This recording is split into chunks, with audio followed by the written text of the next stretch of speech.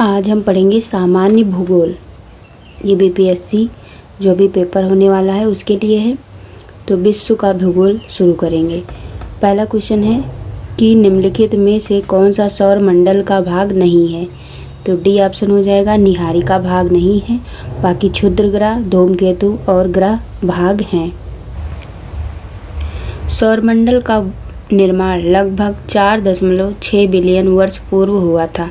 सौरमंडल में सूर्य जो कि एक तारा है, तो सूर्य और ऐसे खगोलीय पिंड सम्मिलित होते हैं जो गुरुत्वाकर्षण बल द्वारा उससे जुड़े रहते हैं। इनमें ग्रह, बौने ग्रह, प्राकृतिक उपग्रह, क्षुद्र ग्रह, उल्काएं, धूमकेतु और खगोलीय धूल आदि शामिल हैं। जबकि निहारिका जो है वो सौरमंडल का भाग नहीं है। दूसरा क्वेश्चन है, वैज्ञानिक जिन्होंने सर्वप्रथम खोज की थी कि पृथ्वी सूर्य के चारों ओर घूमती है।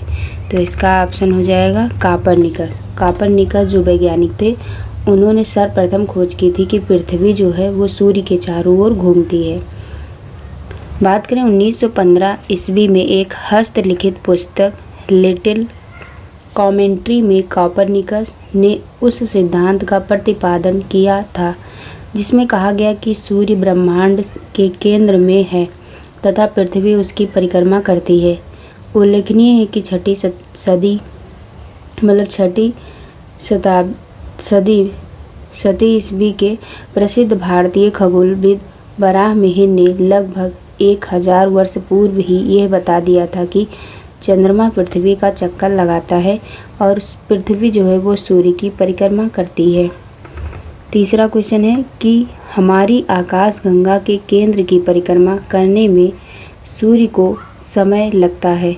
तो इसका ऑप्शन हो जाएगा डी, 25 करोड़ वर्ष जो है वो हमारी आकाशगंगा के केंद्र की परिक्रमा करने में सूर्य को समय लगता है। कितना? 25 करोड़ वर्ष। फिर अगला है, अगर इसका एक्सप्लेनेशन देखें तो सूर्य हमारी आकाशगंगा के अनेक तारों में से एक है। गैलेक्सी में स्थित प्रत्येक तारा इसके केंद्र यानी कि गैलेक्टिक सेंटर की परिक्रमा करता है। केंद्र के निकट के तारों को केंद्र से दूर के तारों की अपेक्षा परिक्रमा में कम समय लगता है। सूर्य गैलेक्सी के केंद्र से अपेक्षाकृत दूर है। गैलेक्टिक केंद्र से लगभग 7.94 kpc या 25.896 हजार प्रकाश वर्ष की दूरी तथा 828,000 किलोमीटर प्रति घंटा गति के कारण सूर्य को एक परिक्रमा करने में लगभग 22.5 से 25 करोड़ वर्ष लगते हैं। परिक्रमा की यह अवधि ब्रह्मांड वर्ष कहलाती है। अतः निकटतम विकल्प के रूप में विकल्प डी अभीष्ट उत्तर होगा। नेक्स्ट क्वेश्चन है कि हमारे अंतरिक्ष में कितने तारामंडल हैं। तो हो जाएगा 88। हमारे अंतरिक्ष में टोटल 88 तारामंडल हैं। इंटरनेशनल एस्ट्रोनॉमिकल यूनियन जिसे हम AU मतलब IAU शॉर्ट में बोलते हैं, इसके अनुसार अंतरिक्ष में कुल 88 तारामंडल हैं जिसमें से अधिकांश को दक्षिण गोलार्ध में देखा जा सकता है। पांचवा क्वेश्चन है कि जिस तारामंडल के तारे ध्रुव तारे की ओर संकेत करते हैं वो है, तो उसको बोलते हैं सप्तऋषि तारामंडल। ध्रुव तारा जिसे हम पोलराइज का संकेत सप्तऋषि तारामंडल से प्राप्त होता है। 6 नंबर का क्वेश्चन है कि ग्रह जिसका कोई उपग्रह नहीं है वो है। तो बी ऑप्शन हो जाएगा बुध। सौरमंडल में केवल 2 ग्रह बुध और शुक्र, बुध को बोलते हैं मरकरी और शुक्र जो है वीनस, इन दोनों का कोई उपग्रह नहीं है। मंगल के 2 तथा नेपच्यून के 14 ज्ञात उपग्रह हैं जिनमें से ट्रिटोन यूमेरिड प्रमुख हैं। वर्ष 2006 में इंटरनेशनल एस्ट्रोनॉमिकल यूनियन ने प्राग सम्मेलन में प्लूटो को ग्रह की श्रेणी से बाहर कर दिया गया। 7वां क्वेश्चन है सौरमंडल का सर्वाधिक गर्म ग्रह है।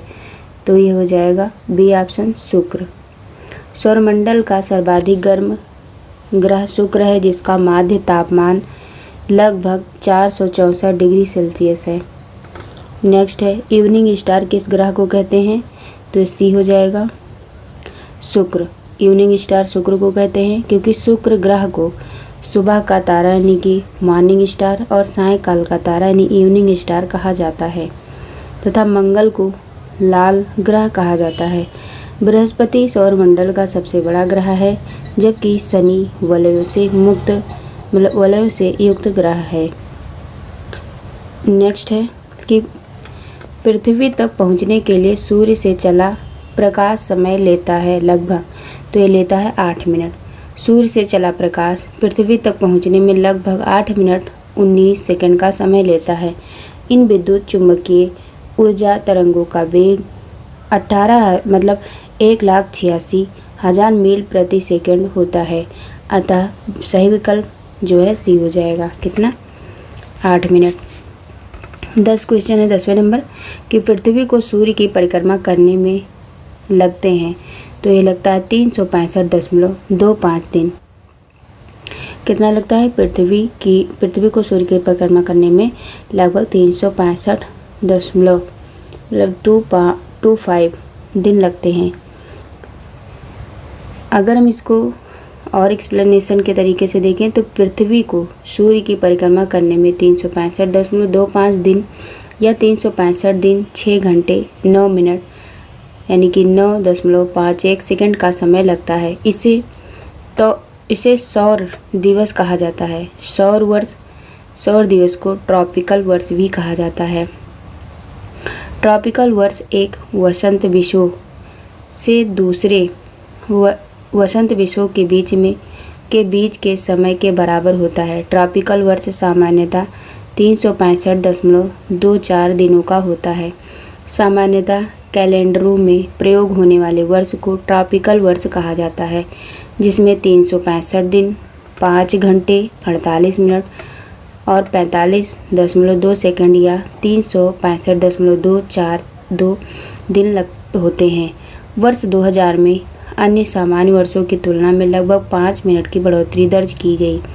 इसमें 365 दिन 6 घंटे 13 मिनट यानी कि 9 मिनट के स्थान पर 53.26 सेकंड और 9.51 सेकंड के स्थान पर जो है की गणना की गई।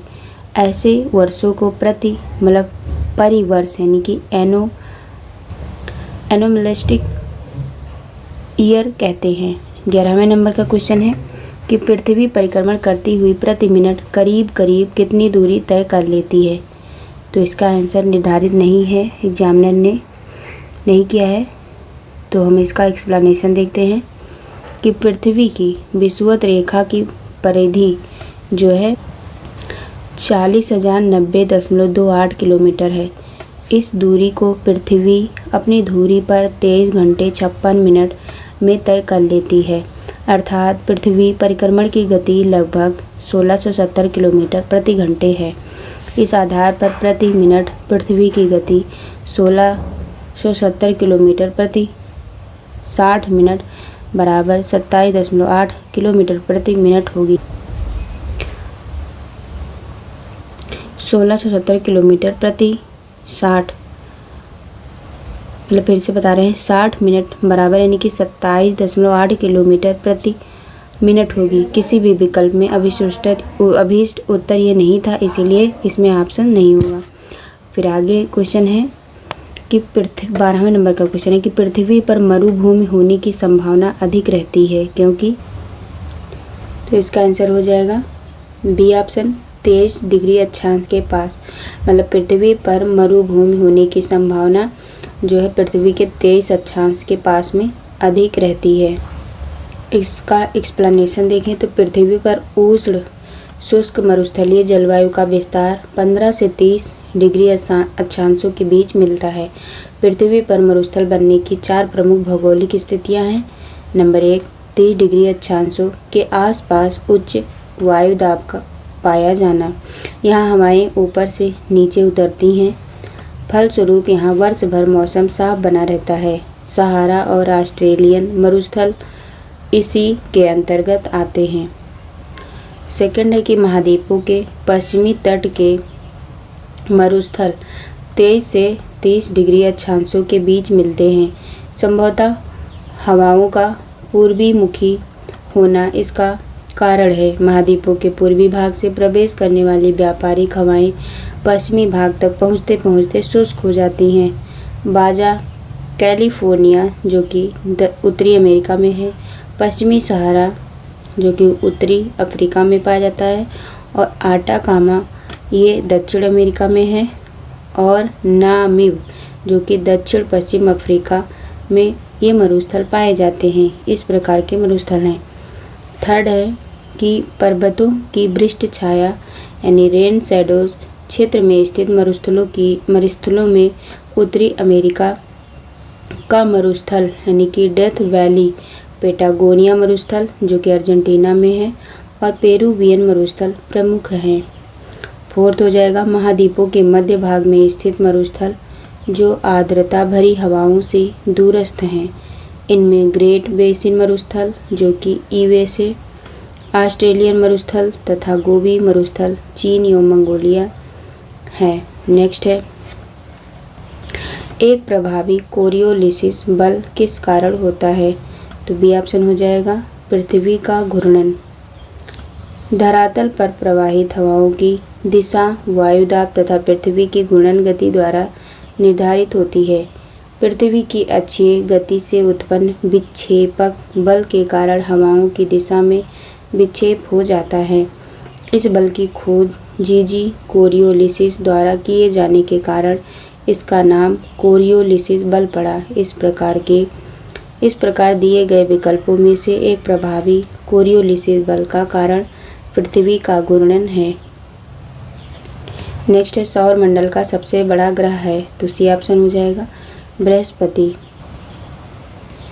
सौर मंडल में आकार की दृष्टि से ग्रहों का क्रम इस प्रकार है, जैसे बृहस्पति जिसको बोलते हैं जुपिटर।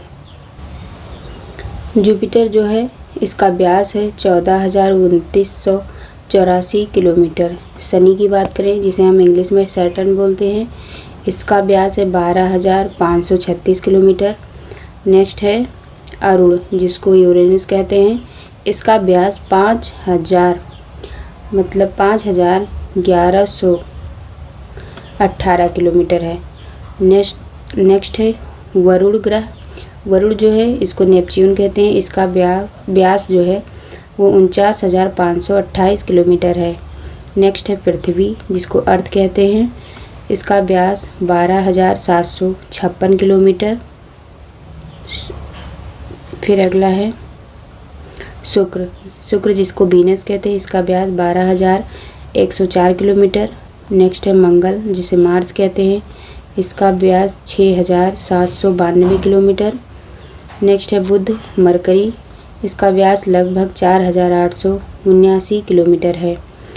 नोट, आकार की दृष्टि से सौरमंडल का सबसे बड़ा ग्रह बृहस्पति जिसे हम जुपिटर कहते हैं। निम्नलिखित में से किस ग्रह का घनत्व सबसे कम है? तो शनि का घनत्व सबसे कम है। एक्सप्लेनेशन देखें तो पृथ्वी का घनत्व है 5,514 किलोग्राम प्रति मीटर क्यूब। मंगल का है 3,933 किलोग्राम प्रति मीटर क्यूब। शुक्र का है घनत्व 5,243 किलोग्राम प्रति मीटर क्यूब। शनि का जो है 687 किलोग्राम प्रति मीटर क्यूब है। नेक्स्ट है शनि सूर्य के चारों ओर एक चक्कर लगाने में कितना समय लेता है? तो ये लेता है 29.5 वर्ष। शनि जिसे हम सैटर्न बोलते हैं, ये जो है सूर्य के चारों ओर एक चक्कर लगाने में 29.4 पृथ्वी वर्षों के बराबर समय लेता है।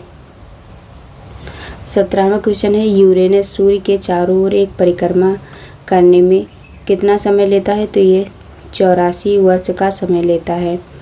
अरुण जिसे यूरेनस कहते हैं, अरुण ग्रह सूर्य के चारों ओर एक परिक्रमा करने में जो है 83.7 पृथ्वी वर्षों का समय लेता है। जबकि अपने अक्ष पर 17.2 घंटों में एक चक्कर पूरा करता है। इसके उपग्रहों की संख्या 27 है।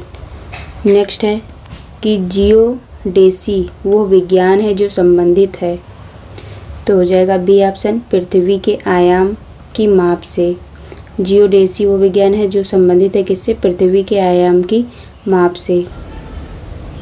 इसका एक्सप्लेनेशन होगा, जियोडेसी पृथ्वी के 3 मूलभूत गुणों को सटीक रूप से मापने और समझने का विज्ञान है।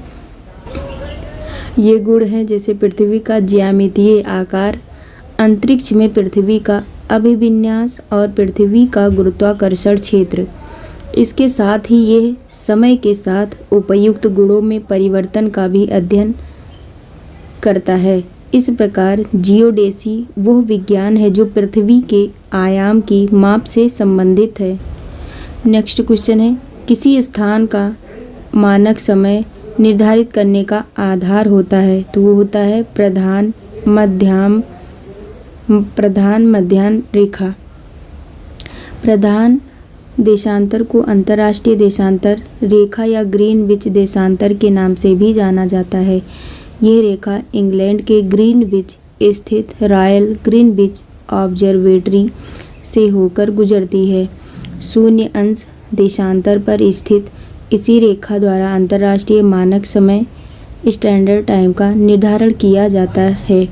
180 डिग्री देशांतर रेखा को अंतर्राष्ट्रीय तिथि रेखा, जिसे इंटरनेशनल डेट लाइन के नाम से जाना जाता है। प्रधान माध्यम रेखा निम्नलिखित देशों से होकर गुजरती है, जैसे पहला यूनाइटेड किंगडम, सेकंड फ्रांस देश, स्पेन, अल्जीरिया, माली, बुर्किना फासो, टोगो, घाना और अंटार्कटिका जो कि दक्षिण ध्रुव, ये सब सम्मिलित हैं। नेक्स्ट है अंतर्राष्ट्रीय दिनांक रेखा, यानी कि इंटरनेशनल डेट लाइन खींची जाती है, तो ये प्रशांत महासागर से होकर। अंतर्राष्ट्रीय तिथि रेखा पृथ्वी पर ऐसी प्रतिबिंब रेखा होती है जो 2 क्रमागत कैलेंडर दिनों को अलग करती है। यह ग्रीनविच यानी कि इंग्लैंड से 180 डिग्री विपरीत दिशा में प्रशांत महासागर से होकर गुजरती है। उल्लेखनीय है कि जहाँ कोई स्थल भाग पड़ता है उसे मोड़ दिया जाता है।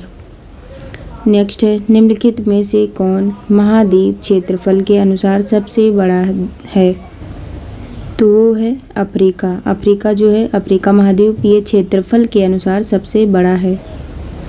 बात करें, विश्व में कुल 7 महाद्वीप हैं, जिनमें से एशिया क्षेत्रफल की दृष्टि से सबसे बड़ा है। इसका क्षेत्रफल जो है वो है 44,57,000, क्या हो जाएगा फिर से देखिए, 4,45,79,000 वर्ग किलोमीटर है। अन्य महाद्वीपों के क्षेत्रफल जो है इस प्रकार, जैसे अफ्रीका का इतना है, आप देख लीजिए 3,00,65,000 वर्ग किलोमीटर। उत्तरी अमेरिका का है 24,25,6,000 वर्ग किलोमीटर। दक्षिण अमेरिका का है 17,819,000 वर्ग किलोमीटर। नेक्स्ट है अंटार्कटिका, इसका है जो है 13,209,000 वर्ग किलोमीटर। यूरोप का है जो है 99,38,000 वर्ग किलोमीटर। ऑस्ट्रेलिया की बात करें तो 76,88,287 वर्ग किलोमीटर इसका जो है क्षेत्रफल है, मतलब एरिया। अगर हम बात करें, ऑस्ट्रेलिया सबसे छोटा महाद्वीप है। फिर हम आगे देखें, 22 नंबर का क्वेश्चन है, निम्नलिखित में से किस महाद्वीप में सबसे अधिक देश है, तो ये हो जाएगा अफ्रीका। अफ्रीका में सबसे अधिक देश है। प्रत्येक महाद्वीपों में देशों की संख्या, जैसे अफ्रीका में टोटल 54 देश हैं। यूरोप में, तो अफ्रीका में देशों की संख्या 54, यूरोप में 51 देश हैं, एशिया में 50 देश हैं, उत्तरी अमेरिका में 23 देश हैं और दक्षिण अमेरिका में 12 देश हैं। नेक्स्ट है कि सर्वाधिक उत्तरी दक्षिणी लंबाई वाली सीमा वाला देश है? सर्वाधिक उत्तरी दक्षिणी मतलब अक्षांशीय लंबाई वाली सीमा वाला देश कौन सा है? तो ये हो जाएगा चिली। जितने भी 4 विकल्प दिए हैं उसमें अगर देखा जाए तो मुख्य भूमि के अक्षांशीय विस्तार की दृष्टि से सर्वाधिक उत्तर दक्षिणी अक्षांशीय लंबाई वाला देश चिली है। नेक्स्ट है, निम्नलिखित में से किस देश में सर्वाधिक द्वीप हैं? तो यह है इंडोनेशिया में सर्वाधिक द्वीप हैं। अगर जो विकल्प में दिया है उसके अनुसार द्वीपों की संख्या, तो इंडोनेशिया में टोटल 17,508 द्वीप हैं। मालदीव में 11,092 द्वीप हैं। क्यूबा में मालदीव में 1192 द्वीप हैं। क्यूबा में 4195 द्वीप हैं।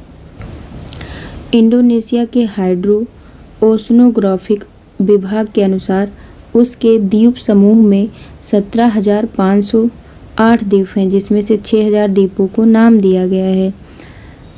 फिर नेक्स्ट है, निम्नलिखित में से कौन सा द्वीप क्षेत्रफल में सबसे बड़ा है? तो ये ऑप्शन हो जाएगा बोर्नियो। अगर हम देखें बोर्नियो का क्षेत्रफल सर्वाधिक यानी कि 75,1929 वर्ग किलोमीटर है, सर्वाधिक बड़ा है। जबकि मेडागास्कर 58 मतलब कितना हो जाएगा 58, 77, 13 वर्ग किलोमीटर। सुमात्रा जो है 47, 27, 84 वर्ग किलोमीटर तथा ग्रेट ब्रिटेन का क्षेत्रफल है 20, 93, 31 वर्ग किलोमीटर है। नेक्स्ट है कि निम्नलिखित में से कौन सा देश भौगोलिक क्षेत्र की दृष्टि से सीमा रहित सबसे बड़ा देश है? तो सी ऑप्शन हो जाएगा जापान। जापान जो है ये भौगोलिक क्षेत्र की दृष्टि से सीमा रहित सबसे बड़ा देश है।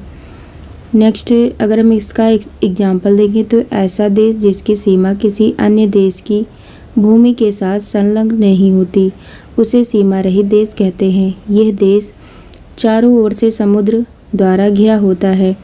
प्रश्नानुसार सर्वाधिक सीमा रहित भौगोलिक क्षेत्रफल वाला देश जापान है, जिसका क्षेत्रफल 37,79,15 वर्ग किलोमीटर है। तत्पश्चात फिलीपींस जो है कितना हो जाएगा 3 लाख, ठीक है, इकाई दहाई सैकड़ा हज़ार 10,000 लाख 3 लाख वर्ग किलोमीटर फिलीपींस का हो जाएगा। न्यूजीलैंड का जो हो जाएगा 2,68,537 वर्ग किलोमीटर तथा क्यूबा का हो जाएगा 1,10,860 वर्ग किलोमीटर। इसलिए जो है विकल्प कौन सा? सी ऑप्शन जापान सही हो जाएगा। सीमा रही सबसे बड़ा देश जापान है। नेक्स्ट है कि भौगोलिक क्षेत्र की दृष्टि से जापान का सबसे बड़ा द्वीप कौन सा है? तो ये होन्शु। आपको पता है कि जापान में मुख्यतः 4 द्वीपों होक्काइडो, होन्शु, शिकोकू और क्यूशू का समूह है। इसीलिए इन चारों द्वीपों में से होन्शु सबसे बड़ा है और जापान की राजधानी टोक्यो जो है वो होन्शु द्वीप पर ही स्थित है। नेक्स्ट है ग्रीनलैंड निम्न देशों में से किस देश का भाग है? तो ये हो जाएगा डेनमार्क। ग्रीनलैंड क्षेत्रफल की दृष्टि से विश्व का बृहत्तम द्वीप है। ग्रीनलैंड डेनमार्क के अधीन है। नूक ग्रीनलैंड का सबसे बड़ा एवं राजधानी नगर है। नूक की समुद्र तल से ऊंचाई 1 से 3 मीटर तक है। नेक्स्ट क्वेश्चन है कि महाद्वीपीय बहाव का सिद्धांत किसके द्वारा विकसित किया गया था? तो बी ऑप्शन हो जाएगा ए वेगनर। महाद्वीपीय बहाव का सिद्धांत यानी कि continental drift theory Alfred Wegener द्वारा विकसित किया गया था। वेगनर के अनुसार लगभग 20 करोड़ वर्ष पहले पैंजिया का विभाजन आरंभ हुआ। पैंजिया पहले 2 बड़े महाद्वीपीय पिंडों लारेशिया और गोंडवाना लैंड क्रमशः उत्तरी व दक्षिणी भूखंडों के रूप में विभक्त हुआ। इसके बाद लारेशिया व गोंडवाना लैंड धीरे धीरे अनेक छोटे हिस्सों में बंट गया जो आज के महाद्वीप के रूप में है। नेक्स्ट है आग्नेय चट्टानों के लिए निम्नलिखित में से कौन सा कथन सत्य है? तो हो जाएगा सी ऑप्शन। आग्नेय चट्टान जो है वे क्रिस्टलीय तथा अक्रिस्टलीय दोनों ही होती हैं। आग्नेय चट्टानें यानी कि आग्नियस रॉक्स पिघले मैग्मा के ठंडा तथा ठोस मतलब ठंडा एवं ठोस से बनती हैं। ये रवेदार होती हैं, परतें नहीं पाई जाती हैं। पूरा जीवाश्म भी नहीं पाए जाते हैं। आग्नेय चट्टानों का संबंध प्रायः ज्वालामुखी क्रिया से होता है। पानी का प्रवेश बहुत कम होता है। नेक्स्ट है, अवसादी शैलों के लिए निम्नलिखित में से कौन सा कथन सत्य है? तो यह हो जाएगा, ये शैलें स्तरों में निक्षेपित हैं। अवसादी शैलों यानी कि हो जाएगा, अवसादी शैलों का निर्माण अवसादों के एकत्रीकरण के फलस्वरूप होता है।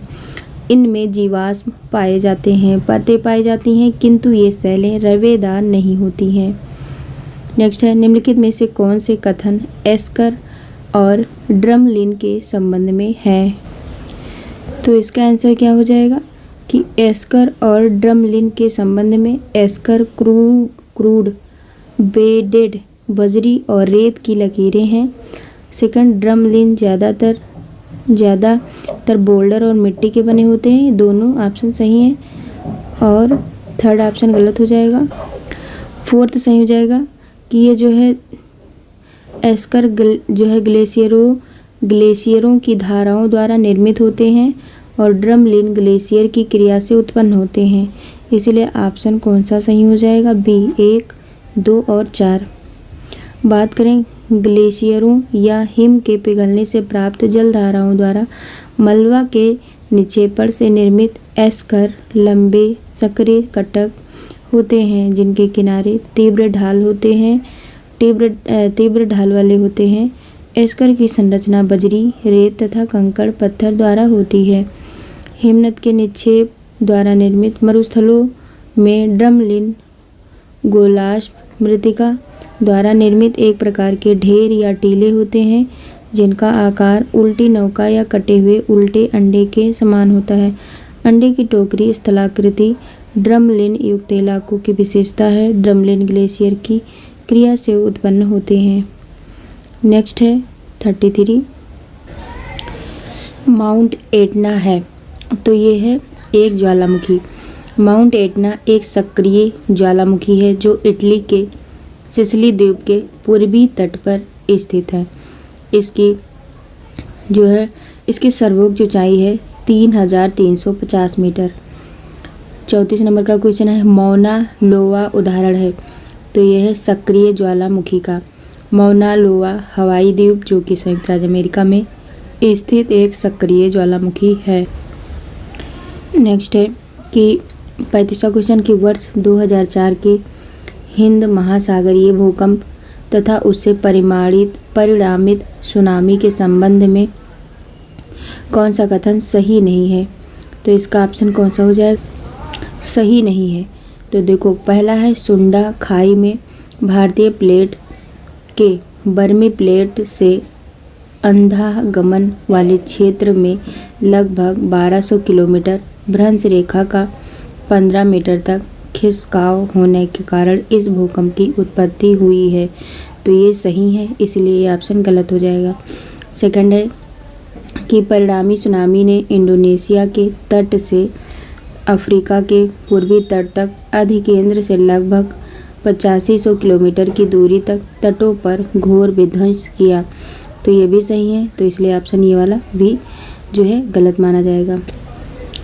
सी ऑप्शन है कि वर्तमान अनुमानों के अनुसार भूकंप जनित सुनामी ने समुद्र में डूब गई अनगिनत लाशों के अतिरिक्त 50 लाख से अधिक लोगों की मौत के घाट उतारा।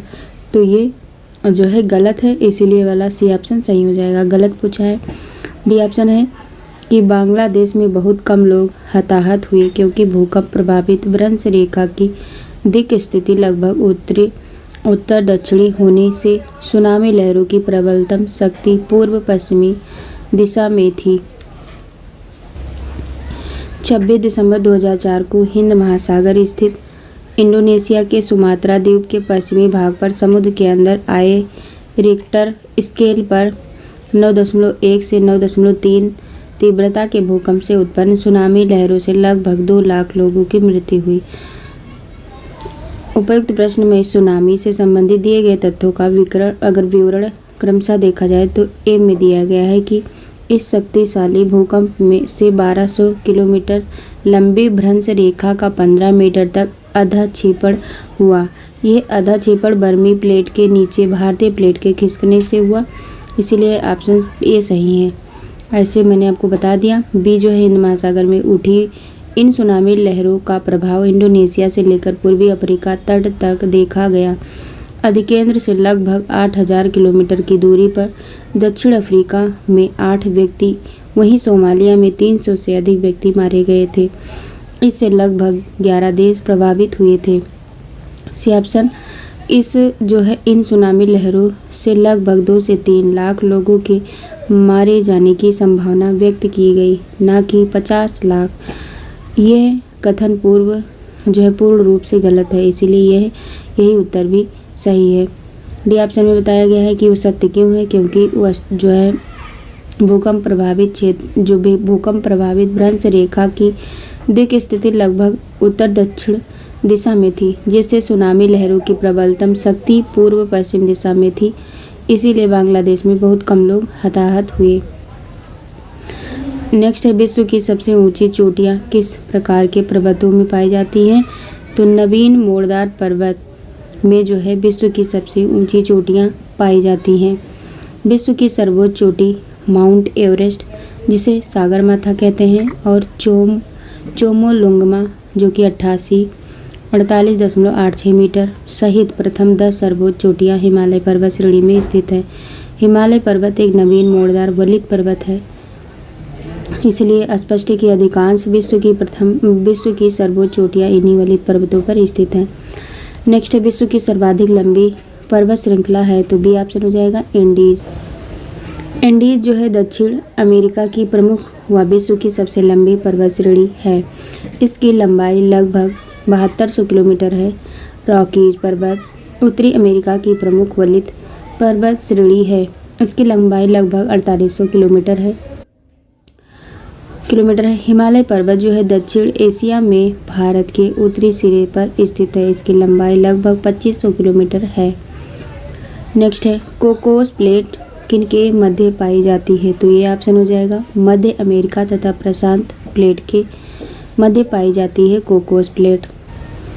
फिर से देखिए, जो कोकोस प्लेट है, कोकोस प्लेट मध्य अमेरिका के पश्चिम तट तथा प्रशांत प्लेट के मध्य पाई जाती है। नेक्स्ट है, संयुक्त राज्य अमेरिका का राष्ट्र बाउल जो है निम्नलिखित में से किस देश से संबंधित है? तो ये आंसर ये सही हो जाएगा, उपर्युक्त में से कोई नहीं या उपर्युक्त में से एक से अधिक।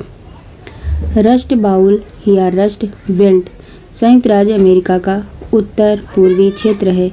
यह लौह उत्पादन करने वाला आर्थिक क्षेत्र है। इसमें इलिनॉयस, इंडियाना, मिशिगन, ओहियो तथा पेंसिल्वेनिया का क्षेत्र शामिल किया जाता है। इसमें ग्रेट लेक्स प्रदेश, पिट्सबर्ग प्रदेश आदि शामिल हैं, इसलिए एक से अधिक विकल्प सही है। नेक्स्ट है, किलिमंजारो है। किलिमंजारो एक आग्नेयगिरी है। किलिमंजारो पर्वत जो है ये तंजानिया के उत्तर पूर्वी भाग पर स्थित है। इसका पूर्व नाम कैसर विल्हेम स्पिट्ज था। ये एक आग्नेयगिरी ज्वालामुखी पर्वत है। नेक्स्ट है, गोबी का मरुस्थल है। तो ये गोबी का मरुस्थल चीन में स्थित है। नेक्स्ट है, जोहान्सबर्ग विख्यात है। तो ये स्वर्ण खनन हेतु विख्यात है। जोहान्सबर्ग दक्षिण अफ्रीका के गौटेंग प्रांत की प्रोविंशियल राजधानी है। यह सोना और हीरा खनन के लिए विश्व प्रसिद्ध है। निम्नलिखित में से कौन सा एक स्थल रुद्र देश है? तो बी ऑप्शन हो जाएगा हंगरी। हंगरी स्थल रुद्र देश है जो Ukraine, Romania, Serbia, Croatia, Slovenia, Austria और स्लोवाकिया से घिरा हुआ है। बेल्जियम की सीमा उत्तर सागर से तथा रोमानिया और यूक्रेन की सीमा काला सागर से मिलती है। नेक्स्ट है, इजराइल की उभयनिष्ठ सीमाएं हैं। तो ये हो जाएगा लेबनान, सीरिया, जॉर्डन तथा मिस्र के साथ। इजराइल पश्चिम एशिया का भूमध्य सागर तटीय देश है। इसकी पश्चिमी सीमा भूमध्य सागर से, उत्तरी सीमा लेबनान से, उत्तर पूर्वी सीमा सीरिया से और पूर्वी सीमा जॉर्डन से तथा दक्षिण पश्चिमी सीमा मिस्र से लगी हुई है, इसीलिए विकल्प ए सही हो जाएगा। नेक्स्ट है संसार की छत किसे कहते हैं? तो ये पामीर के पठार को संसार की छत कहते हैं। पामीर के पठार को विश्व की छत यानी कि रूफ ऑफ द वर्ल्ड के नाम से जाना जाता है। नेक्स्ट है पूर्वी समुद्र की स्वामिनी का नाम है। तो पूर्वी समुद्र की स्वामिनी श्रीलंका को कहते हैं। पूर्वी समुद्र की स्वामिनी का नाम श्रीलंका है। श्रीलंका विषुवत रेखा से 880 किलोमीटर उत्तर भारतीय उप महाद्वीप के दक्षिण पूर्वी भाग में स्थित हिंद महासागर का द्वीपीय देश है। इसे हिंद महासागर का मोती यानी कि द पेरल ऑफ द इंडियन ओशियन और एशिया का प्रवेश द्वार द गेटवे ऑफ एशिया भी कहा जाता है। नेक्स्ट क्वेश्चन है कि पृथ्वी की सतह का वह भाग जो पानी से ढका है। तो सी ऑप्शन हो जाएगा 2/3। पृथ्वी की सतह के कुल क्षेत्रफल के लगभग 29% भाग पर स्थल क्षेत्र और लगभग 71% भाग जल क्षेत्र का विस्तार है। नेक्स्ट क्वेश्चन है कि समुद्र तल पर पृथ्वी के केंद्र के सबसे निकट स्थान है। तो यह है उत्तरी ध्रुव।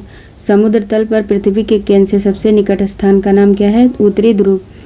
पृथ्वी के केंद्र से सबसे निकटतम बिंदु उत्तरी ध्रुव के पास आर्कटिक महासागर की तली है, जिसकी जो है गहराई कितनी 4 किलोमीटर की गहराई, जो पृथ्वी के केंद्र से 6553 किलोमीटर की दूरी पर स्थित है।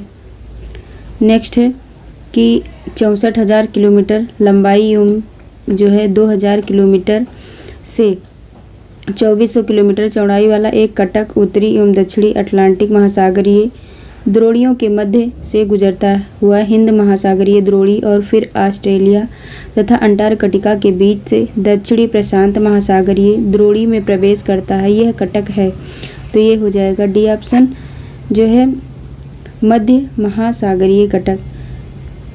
मध्य महासागरीय कटक से संबंधित है क्योंकि मध्य महासागरीय कटक ग्लोब के चारों ओर 40,000 मील यानी कि 64,000 किलोमीटर की लंबाई में आर्कटिक, अटलांटिक, हिंद महासागर और प्रशांत महासागर में फैला हुआ है।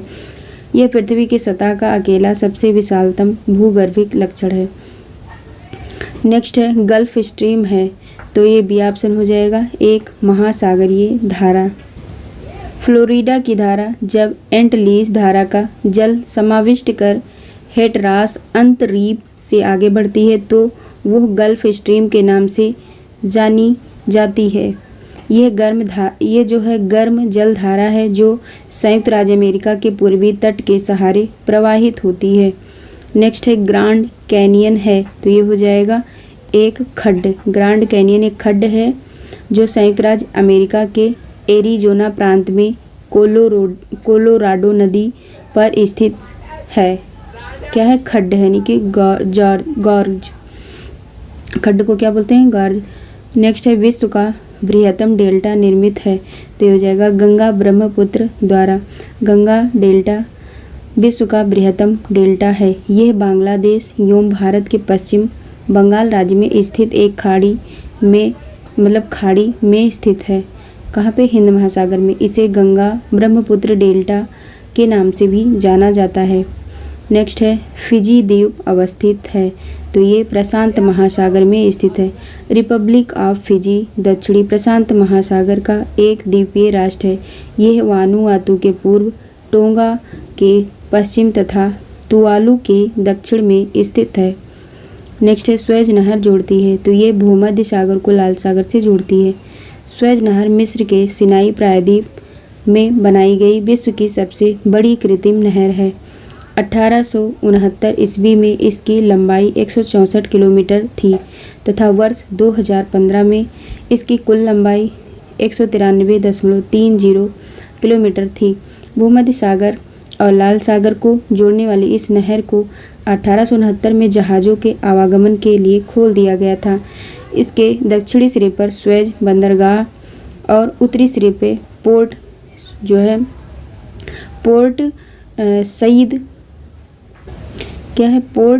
सईद बंदरगाह है। इस नहर के बन जाने से यूरोप और एशिया के बीच की दूरी काफ़ी कम हो गई, क्योंकि इसके बनने से पूर्व यूरोप से एशिया और एशिया से यूरोप जाने वाले जहाज़ों को अफ्रीका महाद्वीप का चक्कर लगाकर जाना होता था। सुएज नहर जो है विश्व की सबसे बड़ी पोतवाहक नहर है।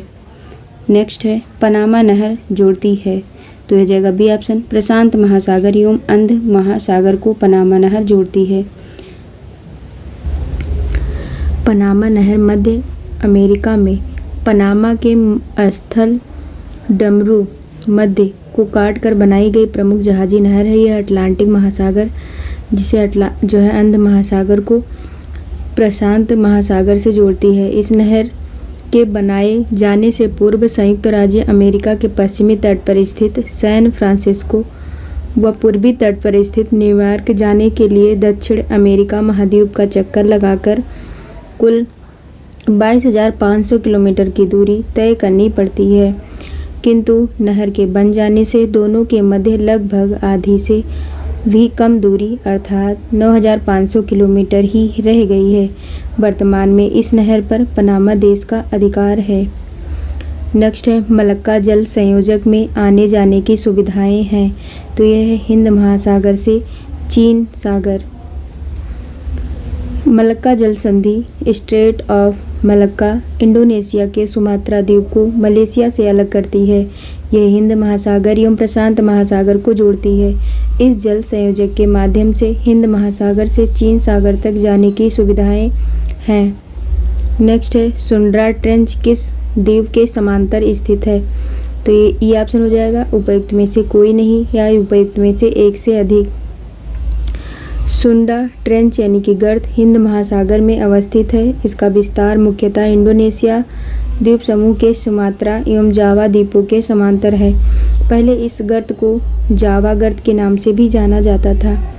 नेक्स्ट है ओजोन परत बताती है, तो हो जाएगा पृथ्वी की सतह से 15 से 20 किलोमीटर ऊपर वायुमंडल की परत। ओजोन परत समताप मंडल के निचले भाग पर 15 से 35 किलोमीटर की ऊंचाई पर पाई जाती है। यूं तो ओजोन की उपस्थिति 15 किलोमीटर से नीचे तथा ऊपर 40 किलोमीटर से 50 किलोमीटर तक भी हो सकती है, किंतु संकेंद्रण अत्यंत निम्न होता है। परत के रूप में ओजोन 15 से 35 किलोमीटर ऊंचाई पर ही होती है। विश्व मौसम संगठन WMO भी ऐसी ही व्याख्या प्रस्तुत करता है। यह परत मानव जीवन के लिए अत्यधिक आवश्यक होती है। ओजोन परत सूर्य से आने वाली पराबैंगनी विकिरण का अवशोषण कर पृथ्वी पर आने से रोकती है। इन किरणों से त्वचा कैंसर का खतरा होता है। नेक्स्ट है पृथ्वी की सतह से ओजोन परत की ऊंचाई है, तो ये हो जाएगा ए ऑप्शन 10 से 20 किलोमीटर।